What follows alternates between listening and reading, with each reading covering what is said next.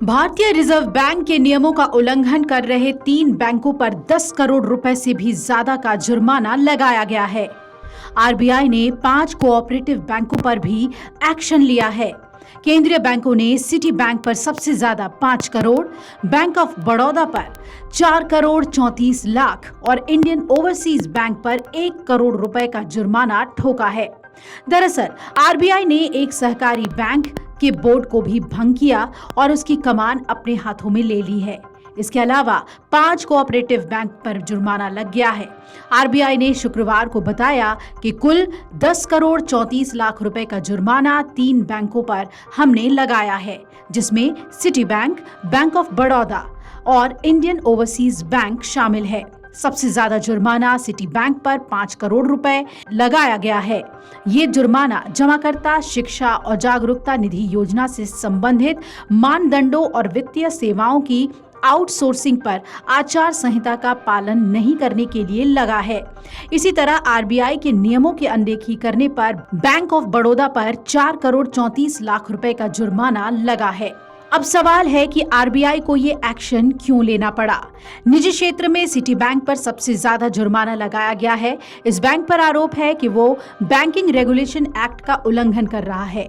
साथ ही risk management और वित्तीय सेवाओं की आउटसोर्सिंग के लिए आरबीआई की गाइडलाइंस का पालन नहीं कर रहा।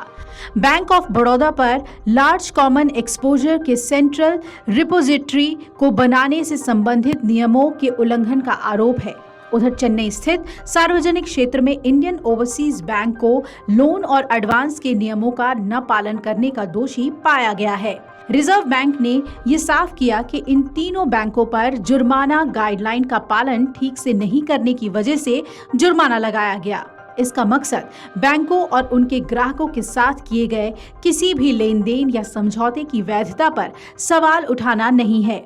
आरबीआई ने इन बैंकों को कारण बताओ नोटिस जारी किया है। इसमें उन्हें जुर्माने से बचने के लिए सफाई देने के लिए कहा गया है। अब आइए आपको बताते हैं कि 5 कोऑपरेटिव बैंक भी क्यों नपे। इससे पहले आरबीआई ने अलग अलग नियमों का उल्लंघन कर रहे 5 कोऑपरेटिव बैंकों पर जुर्माना लगाया था। इनमें श्री महिला सेवा सहकारी बैंक, पोरबंदर विभागीय नागरिक सहकारी बैंक, सर्वोदय नागरिक सहकारी बैंक, खंबात नागरिक सहकारी बैंक और वेजलपुर नागरिक सहकारी बैंक शामिल है। इन पर 25,000 रुपए से लेकर 2.5 लाख रुपए तक का जुर्माना लगा है।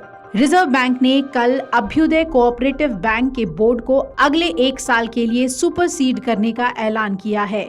हालांकि बैंक के बिजनेस पर कोई पाबंदी नहीं लगाई गई है। सेंट्रल बैंक ने स्टेट बैंक ऑफ इंडिया के पूर्व मुख्य महाप्रबंधक सत्य प्रकाश पाठक को अभ्युदय कोऑपरेटिव बैंक का एडमिनिस्ट्रेटर नियुक्त कर दिया है। साथ ही एक कमेटी ऑफ एडवाइजरी भी नियुक्त हुए हैं। रिजर्व बैंक का कहना है कि अभ्युदय कोऑपरेटिव बैंक के गवर्नेंस के खराब स्टैंडर्ड के चलते उसे एक्शन लेने के लिए मजबूर होना पड़ा है। Video desk amarujala.com। अगर आप ये वीडियो YouTube पर देख रहे हैं तो हमारे चैनल को सब्सक्राइब करें और बेल आइकन को दबाना ना भूलें। अगर आप Facebook पर ये वीडियो देख रहे हैं तो हमारे पेज को लाइक करें।